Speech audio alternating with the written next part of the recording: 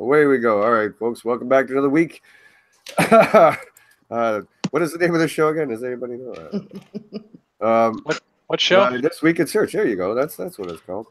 All right. I guess we'll do our little round the table here. To everyone say, introduce yourself, where you work, and what you've been up to lately. We're gonna go with Ann, straight from the 1960s here.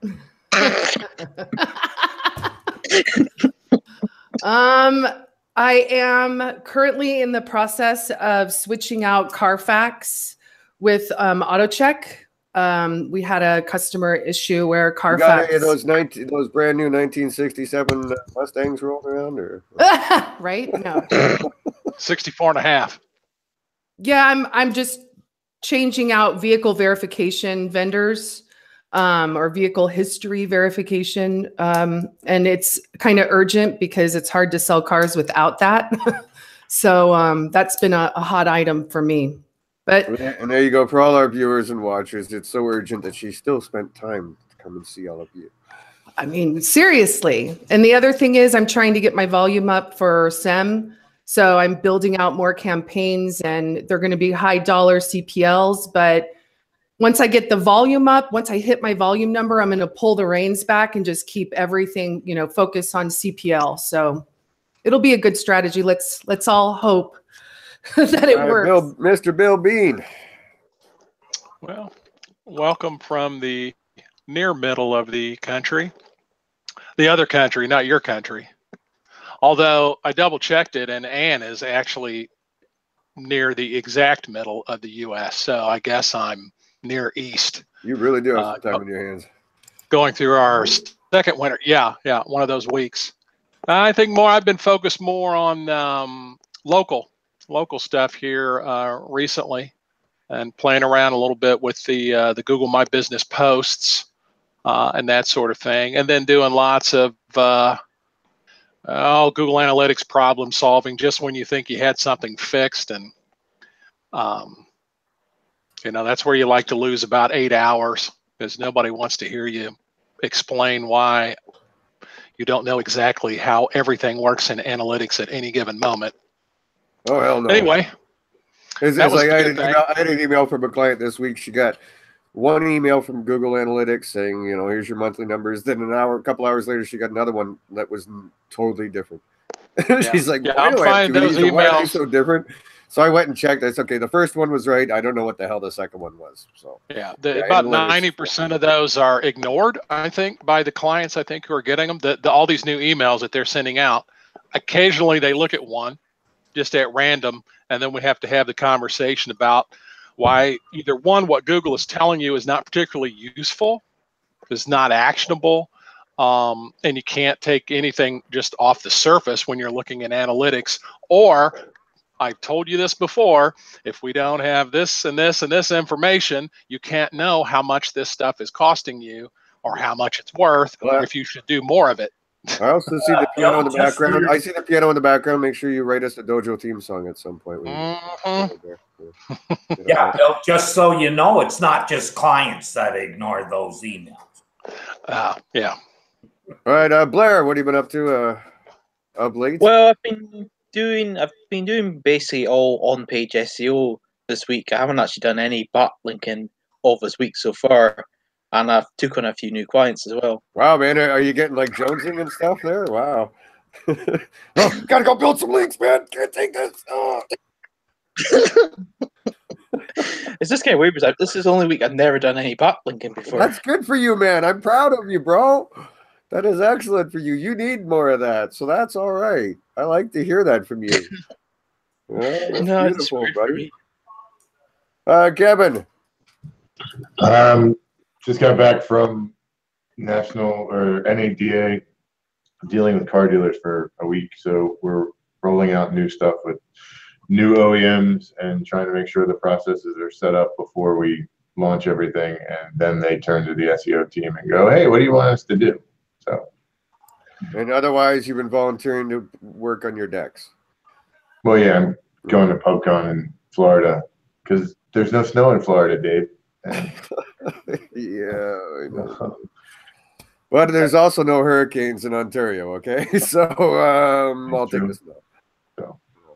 Mr. Doc. This week I've been taking care of a lot of personal stuff. Had the dubious pleasure of doing my taxes, which I'm about 90% of the way through, still trying to trim that down, and doing a little bit of on-page stuff on a couple of my sites, and helping out a local charity, building a pro bono site for them. Oh, nice. Yeah, we've been working on some charity ideas and stuff like that, so it's always nice to do. Terry, what have you been up to, Matt? Oh, I'm working on a charity too, from you and me. We are our own favorite charity, aren't we? Yes, sir. None better. I'll have a big donate on the sign, on the site. I've been working on writing some non-SEO related posts on my new, I guess you could say, hobby. And working on a dojo site, working on the rate, all our audio will be up real soon, separate from Libsyn and on its own place, where you'll be able to easily find the shows that you're looking for. Well, and as we talked about, we're going to start bringing in some other people's shows as well, like that are doing stuff like Darren. Yeah. Give Webmaster Radio a run for their money over the next year. Aubrey, you're kind of new around these parts. Say hello. Let everyone know where you work, what you've been up to. Hey, can you hear me? I'm good. Yep. All right, cool. Guys, I thought I trained you by now. When new people come in and say, "Can you hear me?" everyone just say, "Stare blankly." Stare blankly. Let them start pulling plugs and things and start. What the hell is happening? Yeah, we can hear you. Cool. All right. So yeah, I'm new to the SEO Dojo group. I guess maybe a couple months ago I joined, and you guys have been awesome. I really appreciate all your tips. I manage about 10 sites. I've been doing web work forever, but SEO has been taking more and more of my time. And in the side, I also do 3D scanning with a business that I started called Reality Capture Experts. And we're kind of working on these cool 3D projects with Amazon Sumerian and all this other stuff. So I got like too many things pulling me in lots of different directions. But yeah, so next week I'm... Thank God you're young, because you're starting to sound like my old life. Okay, 6 a.m. till midnight every day. No. Yeah. And my kids like have to pull me away from my computer, so it's bad. Yeah, I forgot what my kids looked like for a couple of years there. Yeah. I have kids. What? Oh, yeah. Okay.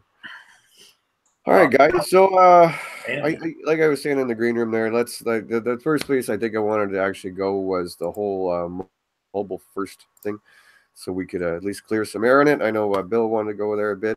All right, so I guess around February 18th, they said they were beginning to roll things out. And then there was a post on March 26th that was basically it's all official. So I'm gonna get all the screen sharing going here. So the funny part was, you know, I again, like, I went back and started looking at their posts from 2016 and so forth and so on, and I was, you know, I wasn't sure, is this something we're supposed to be worried about? Is this something we're supposed to care about? Turns out I really don't think so. You know.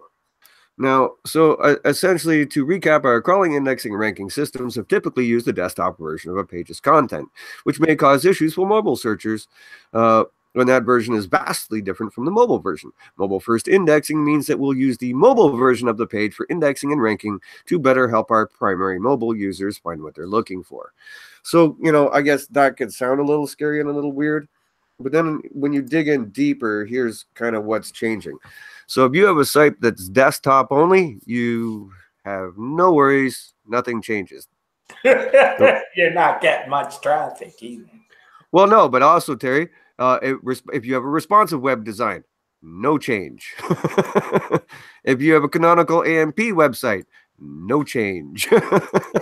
So really, all this really is affecting is separate URLs. Like, remember when people used to have the M dot, like for mobile? Remember, you used to, remember that whole thing maybe 10 years ago? So if you still on that sort of archaic thing, okay, then Google will prefer the mobile URL for indexing to use our best practices, blah, blah, blah. Dynamic serving. So if you're using dynamic, same thing. It's going to prefer the mobile optimized content. And same with AMP and non-AMP, Google will take the mobile version of the non-AMP URL for indexing. So, yeah, best practices. Your mobile site should be the same content as your desktop site. Your structured data should be present on both versions. Metadata should be present on both versions. Verify both in Search Console. Check your href language tags. Blah, blah, blah, blah, blah, blah. So, the end of the day, really, and obviously a lot of our people are going to be on, responsive designs. This doesn't really make a difference. Again, if you really have just got a responsive design, so that's the exact same content, nothing's going to change. Because I saw some people going, oh, they're rolling it out, so look for ranking changes and watch your analytics. And there was a bit of that, sky is falling kind of attitude going around with some people in various circles. Dave, I'd insert one thing there, one little codicil, though. There's an awful lot of responsive sites out there that aren't properly responsive. So just the fact that your theme says you're responsive don't mean, okay, I don't have to worry about AMP anymore, because if it's not right, you're going to have a problem. No, for sure. And again, but that's something you should have been doing anyways. Absolutely. But I bet there's 70% of the sites out there that are responsive aren't. Yeah. I agree. Because it does by responsive, right? Like there's responsive where when a mobile client makes a call, all it does is make the same picture smaller in dimension in the code. Okay, there could be some edge cases though, Terry. Like I was in a meeting yesterday and the client was talking about a certain layout of a page, right? And Tanya was going, well, the reason it's looking like that is because when it goes responsive, it's the way it has to be. Now we could do a hack to change that so that the desktop is slightly different, but then this is where that kind of thing could come into an issue. If you're making hacks to a site that's going to somewhat break the responsive or to adapt to the responsive, then I think that's something you got to be careful about. You don't actually have to hack it. If you're using Bootstrap, you can actually write content that only displays for the device that it's written for. Yeah, in this case, it was like the positioning of some buttons and some images and stuff. You know what I mean? It was just the positioning. No, I can actually change the look of the website by doing this. Yeah, and again, if that's the desktop version, I don't think it's an issue as long as like what Doc is saying, as long as you're looking at your. It's an issue for conversion because because traffic from mobile phones is increasing at a fairly rate that you should be paying attention to. I now build for mobile users, not the desktop, because the desktop's going to look after itself. I'm really working on my responsive design, i.e.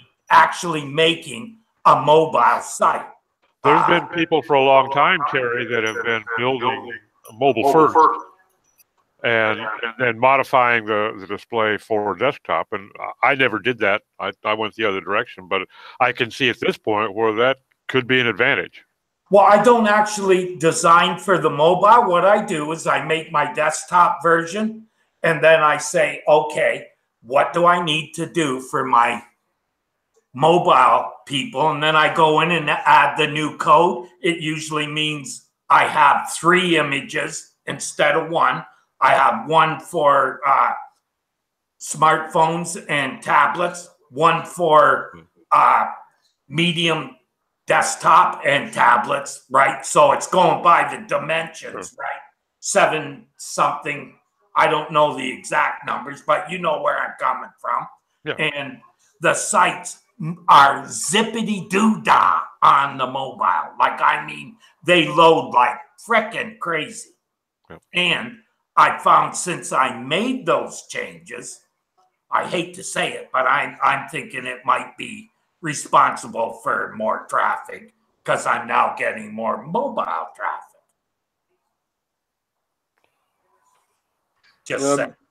Bill, I'm not going to sit there and read through that whole damn thing, but I think voice search is completely different than obviously. No, that's not what the article's about. Oh, you can scroll to the end. I think on all three of their things, they do a good job of doing a summation, key points at the end of that long article.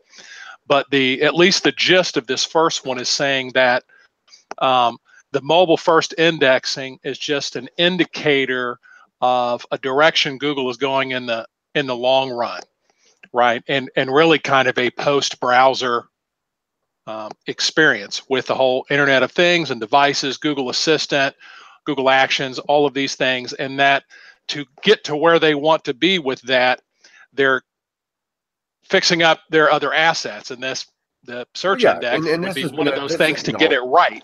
This has been a path and a trail they've been going on for 10 years. So, you know what I mean? Like, I'll agree with that. That definitely this is just another link in the chain towards where they're trying to push things. Well, even I think it was a couple of years ago when they announced we're going to be a mobile first index, and we're already down the first mention was 2016. So yeah, so this is not new. Like again, people saying something's new, they're changing something when they're really not. It's an evolution that is going to continue, and you should be keeping track of what you're doing on.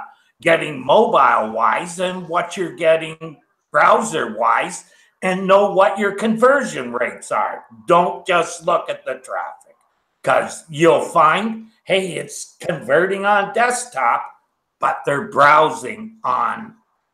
Right. Or like you're saying, the attribution models as well. You know what I mean? Like some of my clients at higher price point items that they're selling, you know, they might be at a restaurant and find something, and then when they get home, they look deeper on their desktop, and that's where they'll make the purchase. So just because that purchase came from desktop doesn't mean that the attribution model is, you know, not somewhat mobile as well, or social or whatever. Or that mobile is actually contributing half the sales because it's doing half the traffic, right? Because I've not seen that. What I've seen is people browse using mobile. People often buy from their desktop, and it makes sense. You're not making a decision based on a 2x2 picture, for one thing. Well, there's another aspect too, Terry. You know, a lot of people are still somewhat leery of making transactions over a phone that could get lost or stolen tomorrow. They feel more secure. A lot of people, right? Because if you've got automatic logins, keep me logged into Amazon or something, and you lose your phone, someone can go shopping right away with it because it's all already in there. They just find your phone somewhere, and hey, let's go. All they have to do is throw another address into your Amazon account and have a good old time. You know, another good reason not to have a mobile phone. Like we needed another reason, right, Terry? I have a quick question. Sorry, I turned my camera off. How do you think that'll affect B2B sales instead of B2C, you know, where it's a business looking to... I really don't think a lot of B2B happens on mobile. I might be wrong, but I would doubt, you know what I mean? Like, I haven't looked recently at some B2B that I have access to, but again, I think it depends what it is. You know, lower price point items, I find I tend to be more active on mobile, but higher price point items tend to be more of a, you know, researching on mobile than purchasing on desktop a lot of the time, or laptop. Yeah, and you have a number figure for that? Businesses, the people who make the actual, who are doing the actual research is probably someone's secretary, in B2B especially. What would you put that price point at? Because one of my clients, you know, they do both. They do high volume plastics molding, but then they also sell like these scraper kits that they make out of like Torline plastic, which is carbon injected plastic. So, you know, do I maximize their e-commerce more for mobile, or do I do it just forget about it. You know, you'd have to start isolating the analytics a bit Yeah. on that and start looking through your analytics and things of that nature to get a better sense of it. It's probably going to be different depending on the situation. But, you know, if some guy's at a trade show or something, he needs something or whatever, you know, right away, or he's come across something right away, you know, that might sway things a bit. But general B2B purchases, I would imagine a lot of times, like Terry's saying, you got one person researching, one person making buying decisions. I just don't think that a lot of B2B is going to happen through mobile. You know, that's just me, but. All right. Yeah, I would think B2B. I think things that are probably in the realm of supplies, some type of consumable that's Or not a high. if you've got an account, like you're saying, Bill, if you got an account for something and you realize you're running out and you're in the supply room, you don't want to run all the way back to your computer at your desk or something, you might pop it in, but. Yeah, even if it's a specialized supply thing, Aubrey, like you were describing, where you put time, really, right, comes down to a combination of profit margin. I mean, what's going to make more money, combined with how hard is it going to be to make an improvement, right? So if it's going to take 6 months to make an improvement on $1 million sale item, that still may have a higher profit margin, but the business could go out before you get the improvement made. So I don't think it's just profit margin, but some combination of what's going to move the needle the most in the timeline that's needed. That's a good answer. How much data do you have in analytics? Are you asking me? I'm sorry. Yeah, you say what kind of volume is the client in question doing? They're getting like, I don't know, maybe 1,600 hits a month, but most of it's coming to their site from the data. I want to look at years of data, not a few months.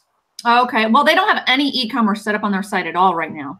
So then it's easy to do it for the desktop and make sure that whatever you're doing is responsive. I mean, they're so archaic. Everything is in PDF form, and they direct their customers to download it and like fill it out and send it to them. That's bad for everything. Yeah, I wouldn't even worry about the former question. That would be your next thing to do is get the then worry about the other question. One other thing I'd throw in there, Aubrey, is that it doesn't really apply so much to organic, but I know a lot of my clients they're using their mobile phones in-house. Their supply people and their operators are going around the warehouse, say, oh, I see I'm getting down to my reorder point for this, but they're calling on their cell phone to an established ongoing account. They're not researching something new. They're not looking for capital equipment. But if they see if they're low on this resin for a particular product or they need new packaging, these are open, ongoing accounts with vendors that they have. A lot of them are using their cell phones for that and finding it to be a lot more cost-effective time-wise. Yeah. Oh, interesting. Okay. I'd agree with that. So yeah, at the end of the day, boys and girls, I don't, again, I think it might be another one of these much ado about nothing with the mobile first. Obviously, like Doc's saying, and everyone like obviously you should be watching your mobile site and you should be looking at your responsive anyways. You should be watching your conversions and making sure that's optimized and whatever. But I don't see that if you've got all your ducks in a row. Nothing I've read through Google's documents is telling me that there's any big, like, oh my God, my rankings just tanked or something. I'm not seeing that as much. Like, I think it's another one of these sky is falling kind of shit, so that Barry Schwartz can go out and write an article. The best tip I'll give you is ignore all tests that come from Google in regards to mobile friendliness.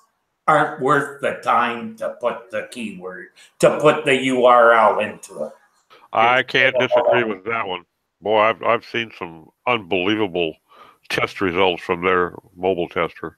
Oh, it's fast. I've seen sites that it said were really fast, but they were almost unusable because of the design that came out of it. Yeah, Doc, I like GT Metrics. What else are you using these days? I use webpagetest.org and occasionally Pingdom, but I like GT Metrics. Yeah, Pingdom is another one I use on my list because I always like to have multiples. But yeah, GT Metrics, Pingdom, I like those two. Well, you know what I normally do when I'm really focusing on speed, I'll run 3 tests on each of those 3 tools. Because you'll see a lot of variance.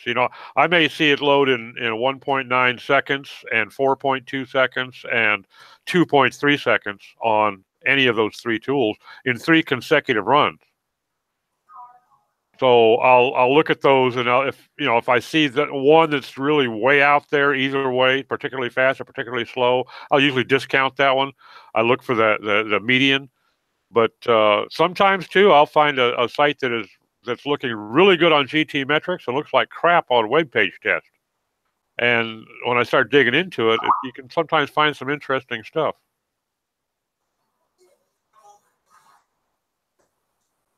Do you ever try to corroborate what you're seeing in the speed tools with the timings reports that you can see in analytics?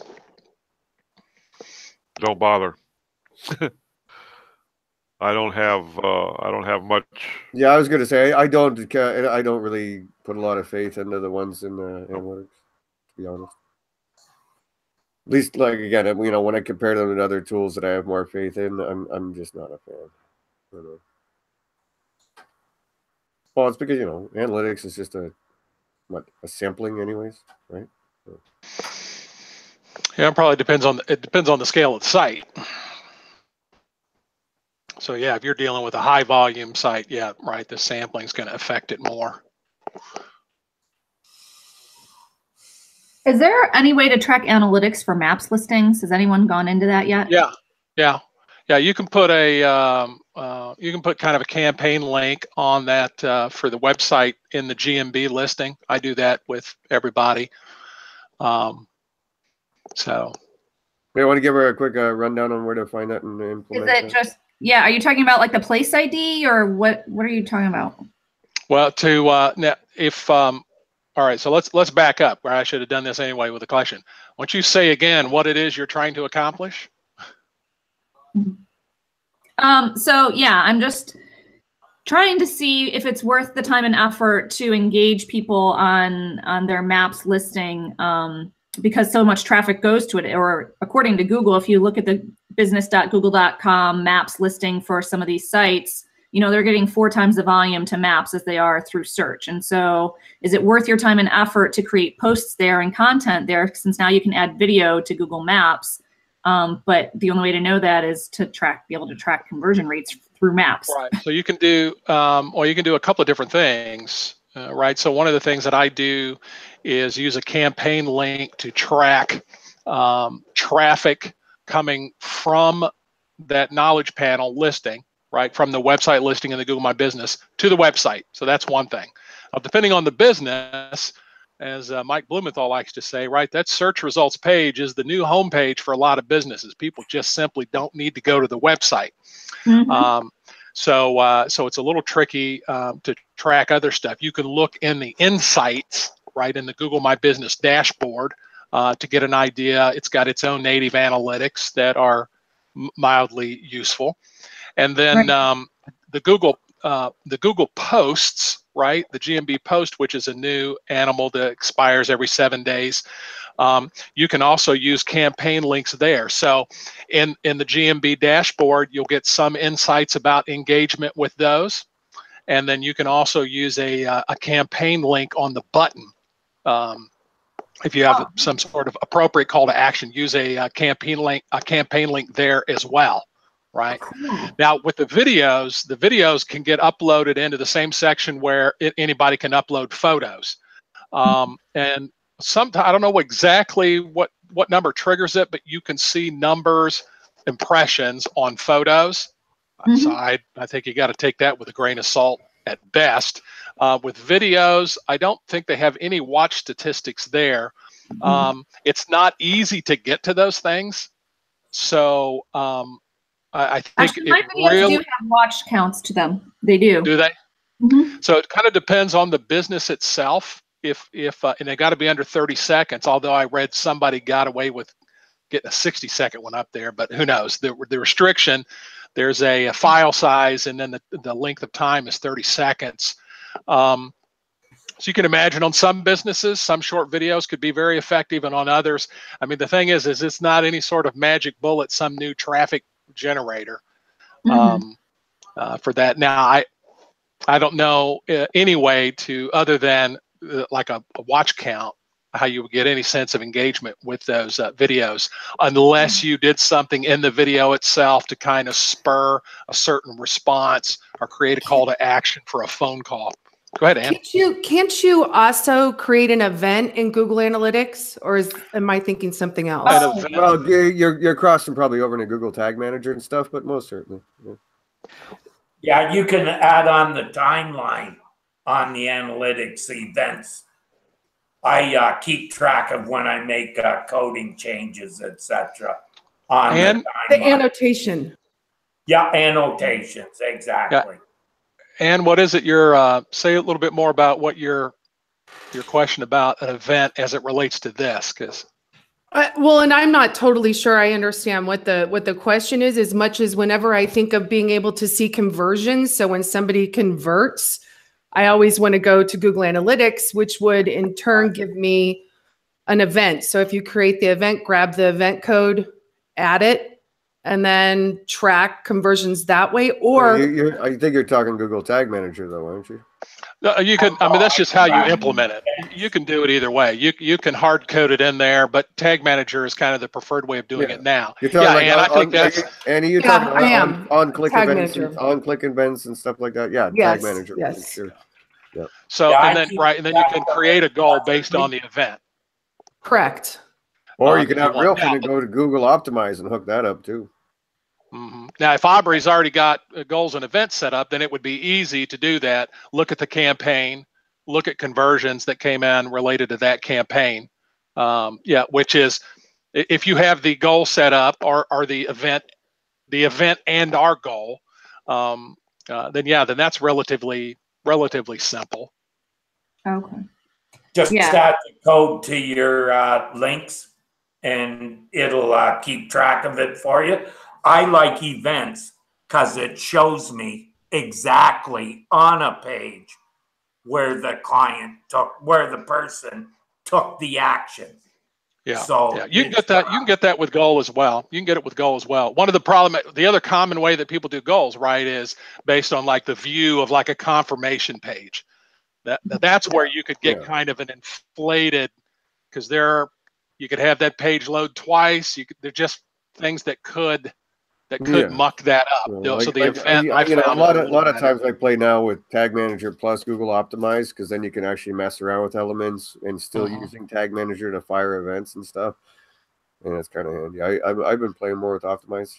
A lot of fun, except for the price points, of course. You really got to fix that. Google Optimize, Terry. You get three. You can have three pages you can test for free. From there, it's $100,000 a year. Yeah, it's like, come on, can't you give me something for $100 a month? It's like 10 pages or something. Like, why 3 pages? Why don't you just slap me in the face and tell me to fuck off? Oh yeah, it's pretty useless, man. Like I said, I get very frustrated. Every time I go in there, because I could run three. I can run 3 tests, and after that, I got to go to 360, which is $100,000 a year, 120. Yeah, but why offer something like that only GM can afford? Just like Twitter, quit using it. Why? Because you had to have $100,000 to advertise on the platform. Well, sorry, I don't go for exclusivity. That's not the way the internet world is supposed to be working. It's supposed to be inclusive. It's supposed to give the little guy a break. $100,000 to advertise to Russian bots. I think you made the smarter move. Yeah. Well, me and Dave have identified all kinds of smoke and mirrors in social. That would be just a smidgen of what we found. Yeah. Like most retweets that you see, the people never went to the page. Huh. Interesting. Yeah. Dave and I did that experiment, found that we were getting 3 times the number of retweets than the number of actual page views. So that means the people who were retweeting it didn't even look at the page. No, they're just kissing your ass. That's like everyone on Facebook that reads all the comments and they don't actually read the article. Well, that's where you get the the hero worship or whatever. Well, it's just they're trying to catch your attention. Oh, he's an influencer. I'll retweet his shit. I'll like it. I'll Well, not only, yeah, that's a big part of the retweeting stuff. That's what it was, because I could just go to any site, grab their RSS feed, and retweet every time they publish. See, that's like paying for likes for your business too. Like, lots of people do that. Even sillier is believing that it actually helps your SEO or helps anything. Really, other not making me money. So. Facebook, right? It doesn't do anything other than make Mark Zuckerberg rich. That's what it does. That's its function now. It used to be not a bad platform, but now they're just a paid platform that's disguised as a social platform. Yeah, but again, though, I mean, like I still to this day think some of the rates are comparable, if not better, than the AdWords, and certainly the targeting is probably. I would say, I don't know if anyone's done Facebook ads. I think the targeting might actually be better than AdWords as far as. Hey, I'm not disputing that, Dave. I'm only saying we were sold one thing when it came out, and we now have something entirely different. Yeah, well, Google when it first came out was what made them different was they didn't have ads. Remember, that was Google's whole thing at first. We don't have ads, no ads in our search results. Now where do they make most of their money? But they always told us, that was inevitable. Right. But it wasn't inevitable that they would turn it into a totally ad platform. Google at no time really, they just come out one day and said, we're going to do ads. Google didn't entice you to follow stuff and like stuff and pay people to like stuff and basically build its own economy. That's how it all started. People started buying likes. Oh, I made that works. And then they did. It's just ridiculous. And they, now all those people who followed you and said, I want to see your stuff. Well, they don't see it, even though they said they wanted to, because you're not paying Facebook. It'd be kind of comparable to DuckDuckGo suddenly being exposed for selling your information, All right, so in John Mueller news, apparently, I know this is shocking to everyone, but apparently there is no such thing as a code-to-text ratio ranking algorithm. A what? Code-to-text ratio. One of the oldest dogs of all time, brother. We've been hearing about that one for at least forever. But I would argue saying there is no code to link ratio, but what about text to link ratio on the page?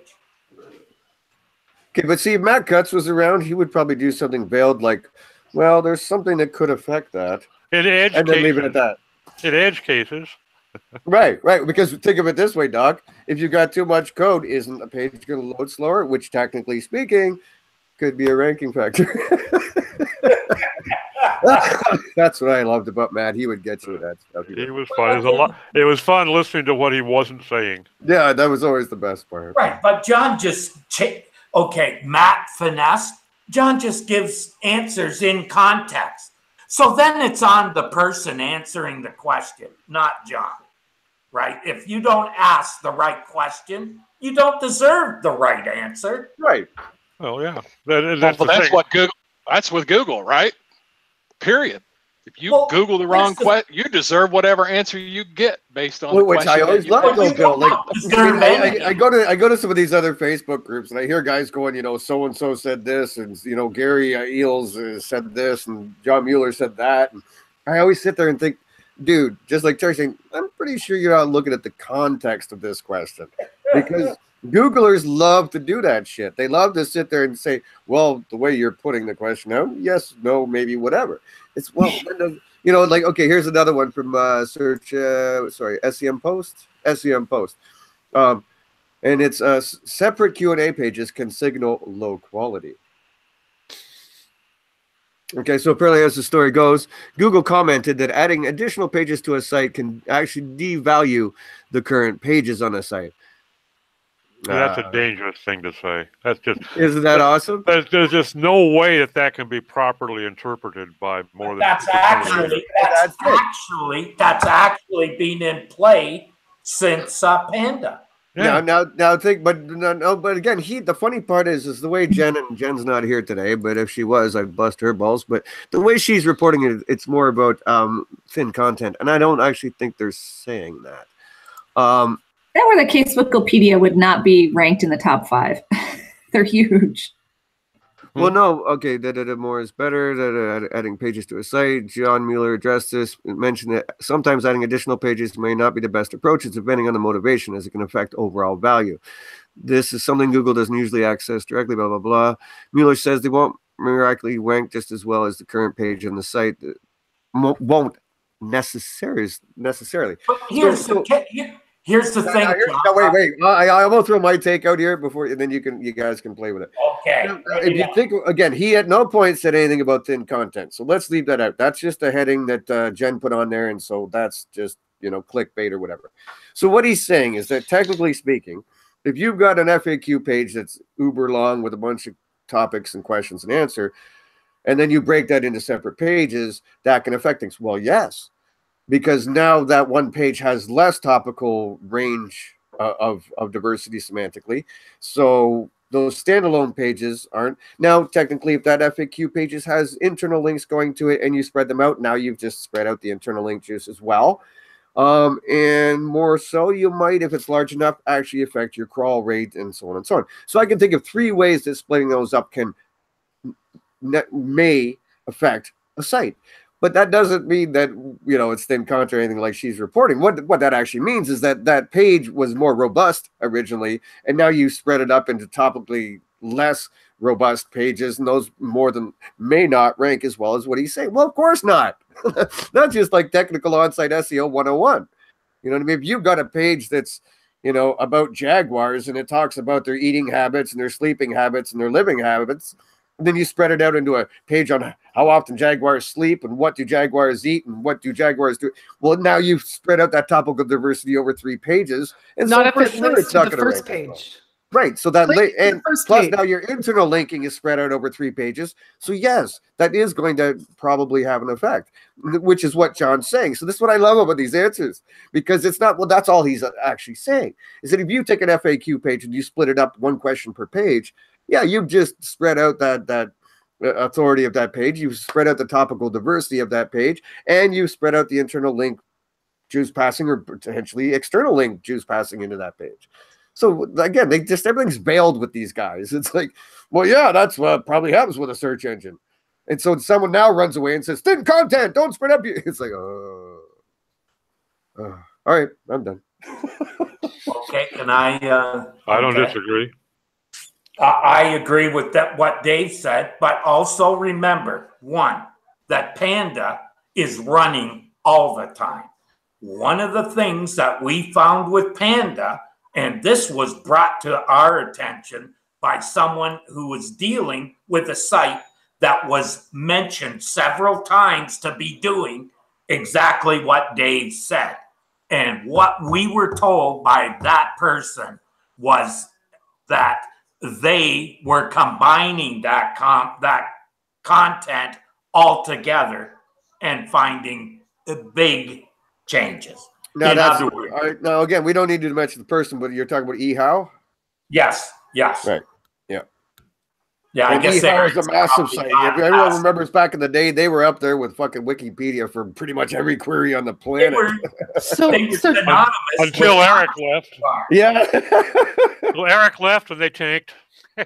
So Terry, are you saying that instead of 1 page with 3 additional pages about that content, they were just taking those 3 extra pages and making 1 long page?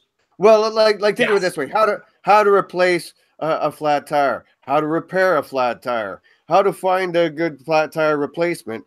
eHow would answer all those questions separately. And so what they started playing around with, because one of the guys that was the director of SEO was a dojo member, they started playing around with consolidating that information into one answer as opposed to 3 separate answers. Not and only, they were getting like we're out of it. And that wasn't only them, David. It was also at least 2 other people that were in that panel, private panel, told us the exact same thing. Also, it all comes down to people make thin content. Like, what is it? Well, it's not the number of words on the page. It's what the content consists of. What's the value? So it's about value add, not just value add. If there are 10 people ranking already with the same content, don't waste your time. Unless you know for a fact some of them are recent entrants. Unless you've got an angle to add something to that topic. Your time.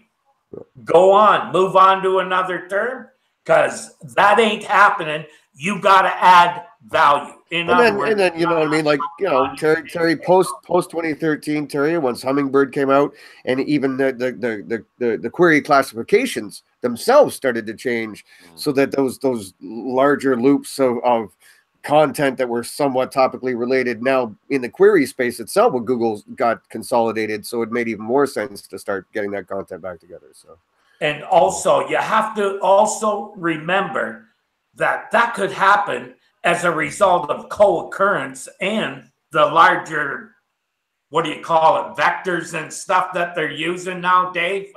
It's not keyword vectors. It's like, yeah, it's concept and term vectors. Again, the easiest way I explain it to people is that on a vector scale, the word purple and apple aren't very close, but the word red and apple and green and apple are very close in vector scales. And yeah, so again, so you look at word to vec or even phrase to vec, which now goes into phrases that relate to each other as opposed to just words.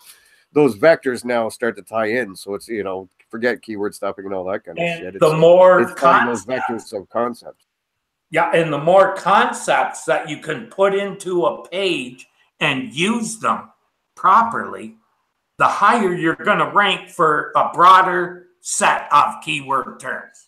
And that's what it come down to, was people used to decide content based on the keywords they wanted to rank for. Now you've got to almost reverse it around and do it based on a concept or an audience you want to draw. Basing it on keywords themselves is a poor strategy. How does that affect schema, though? Because schema doesn't put an entire concept in and know any better. I mean, when you start putting phrases. No, but see, now your schema becomes that value add that Terry's talking about. So let's go back to Terry's example. So now you've got competing content that you're all basically given the same answer to a query. You're supplying about the same amount of information. So now where your differentiator might be is if it's a place where schema or markup of that nature, rich snippets, whatever, wherever that becomes something that you've got something you can implement. Now your page can stand out because you've got a value add through that schema, making things on a technical level more valuable to Google than the rest of the competitors for that query space. Yeah, schema alone is not going to give you that diversity because it's a very limited data set with schema. So. And the value add comes from the fact, not that it's schema, it's more about all that group, RDFA, micro formats, all of those are machine readable, which is huge because that is that's kind of tied to voice as well. So that's kind of where they're going. And you have to remember that because schema has basically a function attached to these tags, it puts those words and that data in context. And in a way that Google knows it can be trusted more, which is why when they catch people using schema improperly, they spank them. And they should. They should pull their pants down and give them a good whack. It's almost like we should just build the best possible page for the user. Always comes down to that. That hasn't changed in 25 years that I've been doing this. Always go for the, Google doesn't buy anything. Remember that.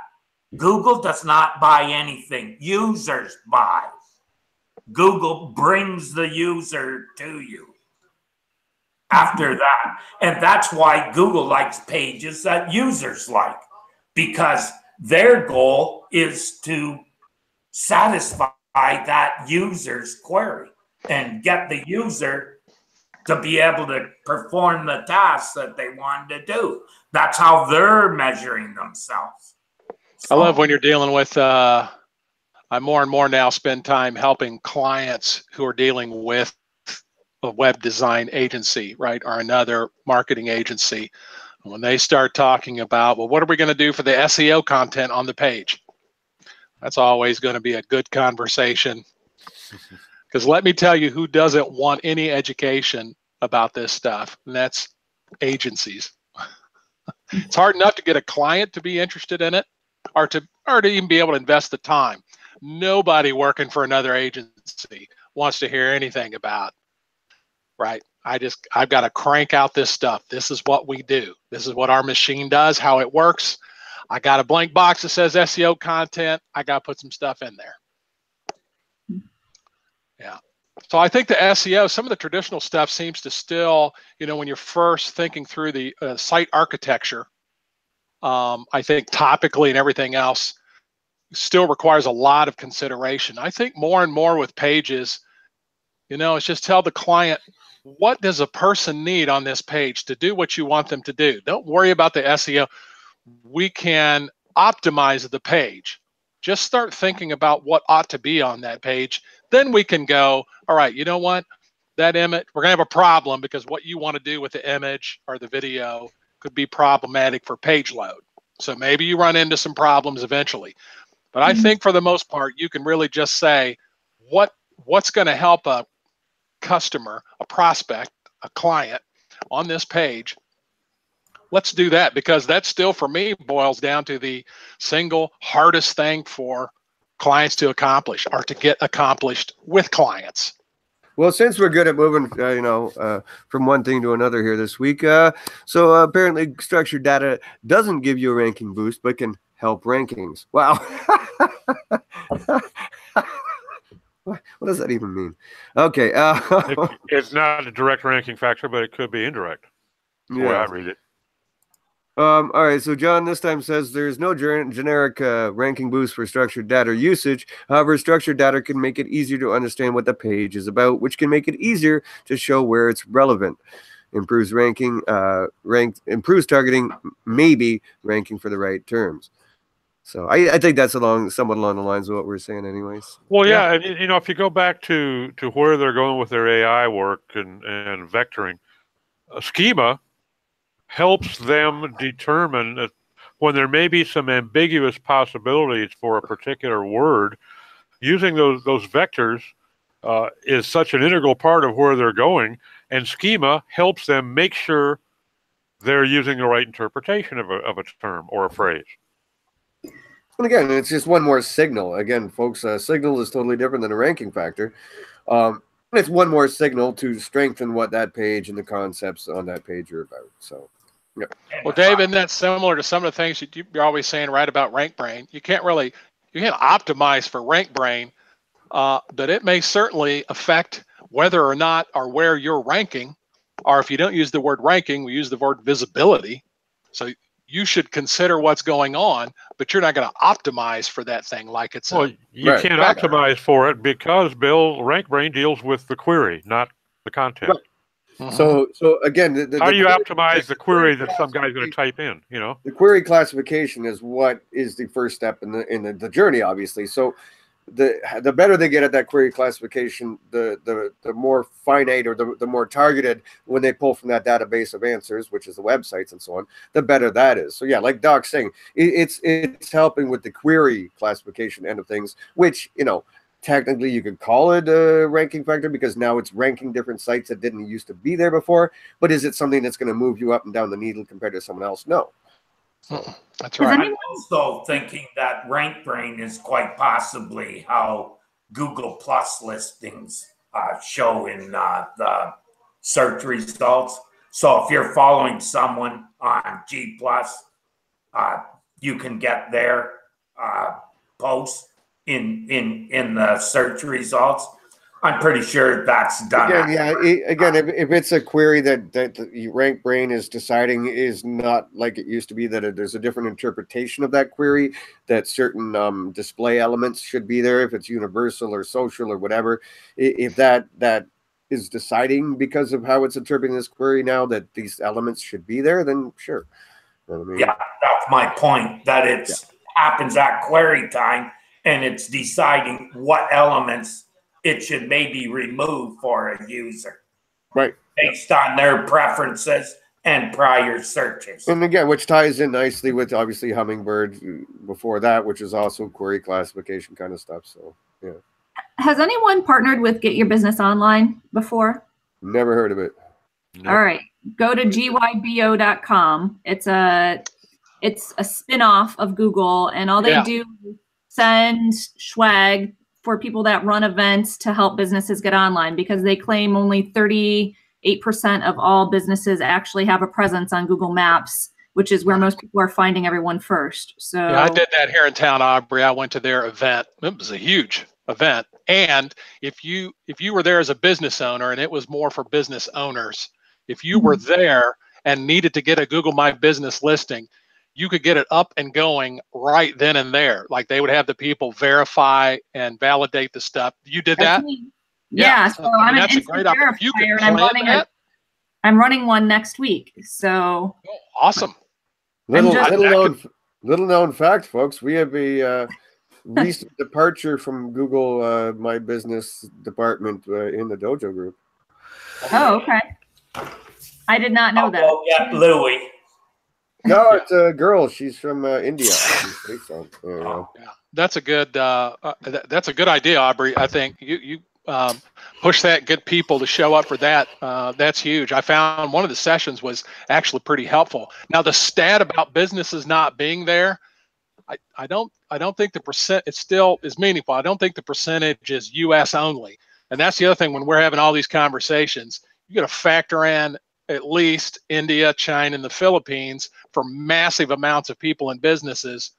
And that when you do that, then I believe those numbers.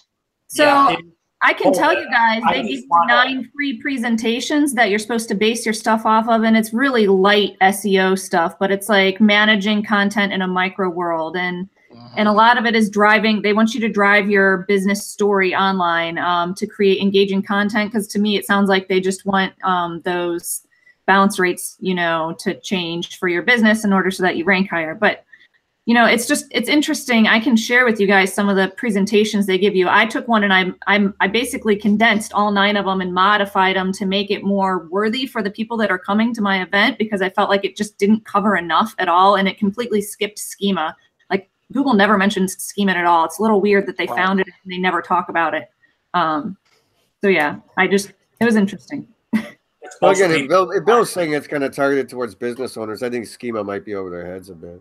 Yeah. Way over.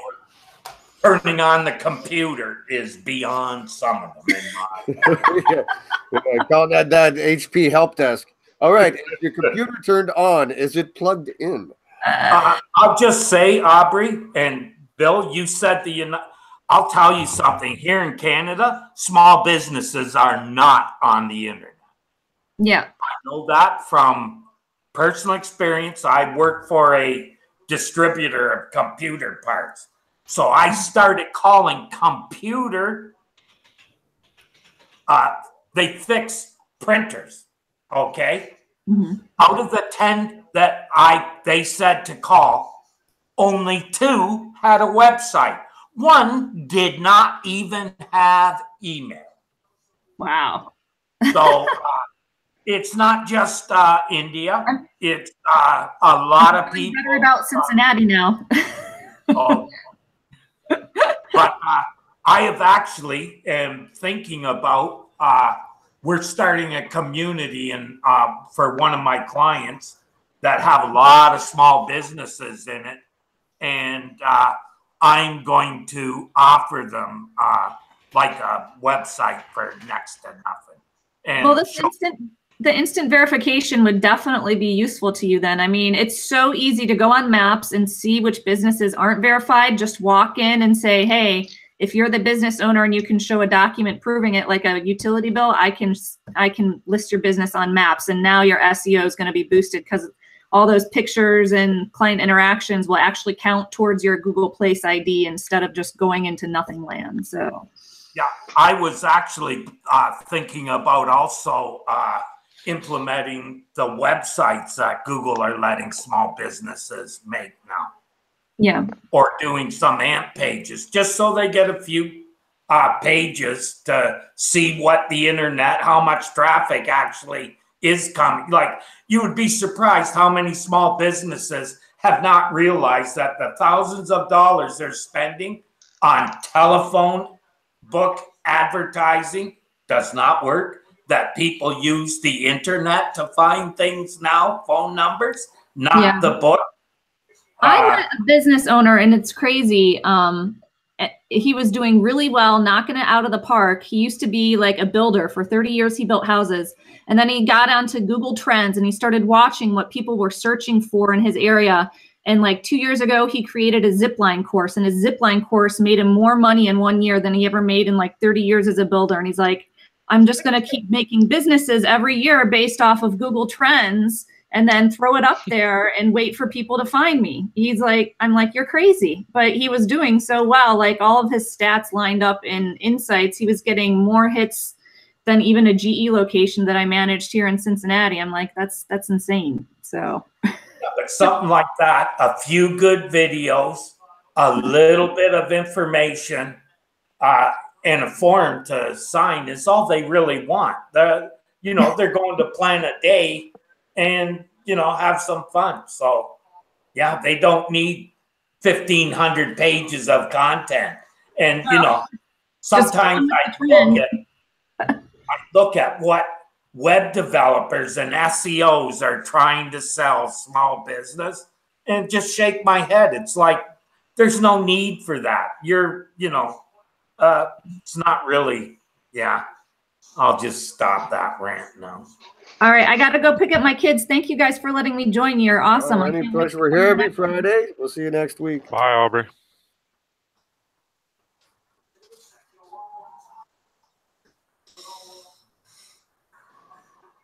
Okay, what else? Apparently, Google has no reset button for a penalized site.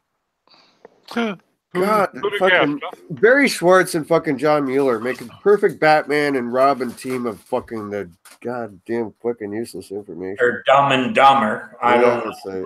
But no, you know what's true? We make fun of that over the years, Terry, and we say this all the time. But sadly enough, the last year or so, or 6 months, I've been participating in some groups, Docs, actually in a few of them. Doc, there is still a lot of stupid idiots out there that really don't get any of that stuff. It seems intrinsic to us. It seems like obvious to us. But I go out and there's people still running around that don't get some of this shit. Like that text-to-code ratio. I still see that. I still see idiots asking about text-to-code ratio and some people that stand by it and blah, blah, blah. And keyword density and all the other. It just. But it keeps us in business. Like, see, if I'm trying to identify a problem, Dave knows. I looked when we were doing Panda fixes. That was one of the things that I keyed on for deciding, what are we going to do with the page or what's up with this site was exactly that. Text to link ratio was one. I'm talking text to code though.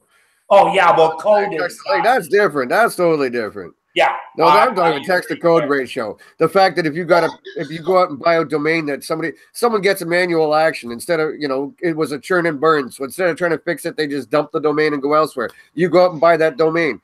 It doesn't get reset just because you went and registered it after. No, it's still burnt. Burnt ground is burnt ground. End of fucking story, Well, people don't realize, as me and Steve argued for quite a while until it was, basically brought out by Google, that they keep track of every link in the link draft. Just because someone takes it down doesn't mean they don't know about it. Of course they know about it. They know about everything. Well, again, in a domain, regardless if you went out and got, let's say you burned your own site with a PBN or something, and you went out and, removed those PBNs and then went and did a manual reconsideration request. Again, we all know that there's a trust scoring that's still not coming back for 18 months or more. Regardless if that link no longer points at the site, once you get burnt, even if you clean it up, there's still a dampener on that goddamn thing. So, or more. I've seen some that. Yeah. You cut them to the bone. They add more content. They get more. Those are just sites that Jim Boykin. Those are just sites that Jim Boykin managed, and Matt knew about it.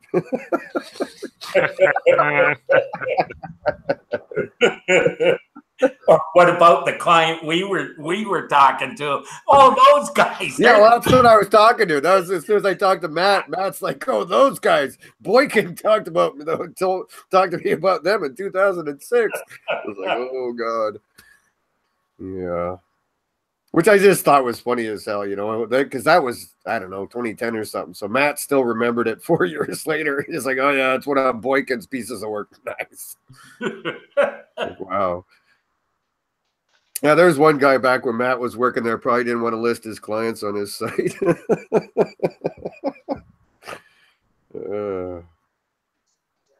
My God. Well, all right. The only other thing I actually had was Bill. Bill was taking part in a thing this week about career advice. But I actually got thinking, Terry, and I thought maybe that'd be a nice Search Geek speak, actually. Get a few of the boys together and talk about some, different career advice for young folks. So I'm not going to go there today. So is anyone else got anything, or are we going to call it a day for now? All right, it's unanimous. Nothing else I got. All right, beauties, perfect. All right, folks, thanks for tuning in. We'll see you next Friday. If anyone wants to join the green room, we're usually sitting around here yipping. So pleasure as always. Lady and gentlemen. Lady and gentlemen. The black and white lady. What is it? Has your favorite director put any new porn out there, Ann, or are we good for the moment? At least, she is literally the only female porn director. And she's artsy. It's all about she is very artsy. I like her approach. So beautiful. I know. Because that's what we're all into, Ann. We just look for that artistic porn. Come on now. It's still fun to watch. But Ann, I got to ask, does she direct in black and white or in color? Oh, boy. But, all right. See you later, folks.